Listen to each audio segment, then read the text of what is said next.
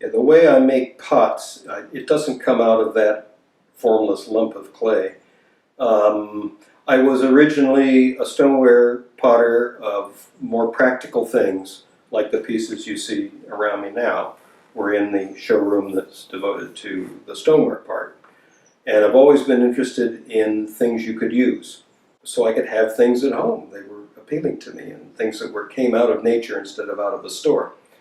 Even when I got interested in the salt glaze and spent time developing things more in an artistic sense, going farther away from the practical. Nevertheless, the base was always something that could be used, even if we weren't going to use it anymore.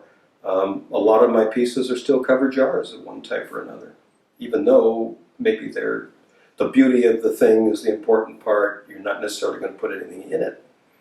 But that's okay. That's cricket with me. I think when in pottery particularly, it's an art of repetition. And so what you do is design things that work over the years, and that naturally over time they're going to change a bit, maybe in ways that you're not particularly aware of. And so there's a movement to your thinking, but it's always rooted in reality somehow. And it's rooted in the multiple. You don't just make one pot. In fact, in the Japanese thinking on the matter, you make many pots, and you don't even think while you're doing about which one's going to be the best one, which is going to be the savor. It would be risky to think that way anyway, because the kill's going to come along and do its own thing to it. So your favorite isn't necessarily the one that's going to turn out the best. And you just simply have to roll the dice and keep moving and do your work and hope for the best. That's just the way it is. There's a preoccupation with design to start with.